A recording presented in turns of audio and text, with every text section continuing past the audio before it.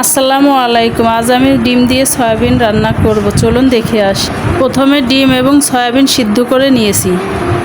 তারপর ডিম এবং সয়াবিন তেলে ভেজে নেব। ডিম এবং সয়াবিন হালকা করে ভেজে নিয়ে রেখে দেব। তারপর কড়াইতে তেল ঢেলে নিয়েছি। তেল গরম হলে কেটে রাখা পেঁয়াজ কুচি দিয়ে দেব। পেঁয়াজ কুচি দেওয়ার পর কিছুক্ষণ নেড়ে নেব। পেঁয়াজের রং বাদামি হয়ে গেলে অল্প পরিমাণ পানি দিয়ে দেব। এরপর কয়েকটা কাঁচামরিচ দিয়ে নেড়ে চেড়ে নেব।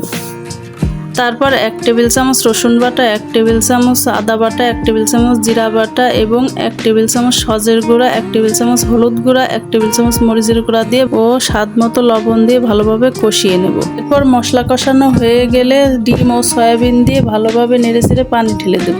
এরপর ঢেকে দেব। 15 মিনিট রাখার পর পানি শুকিয়ে আসলে নেড়ে চেড়ে নামিয়ে নেব। দেখুন কতটা সুন্দর হয়েছে, খেতেও অনেক সুস্বাদু হবে।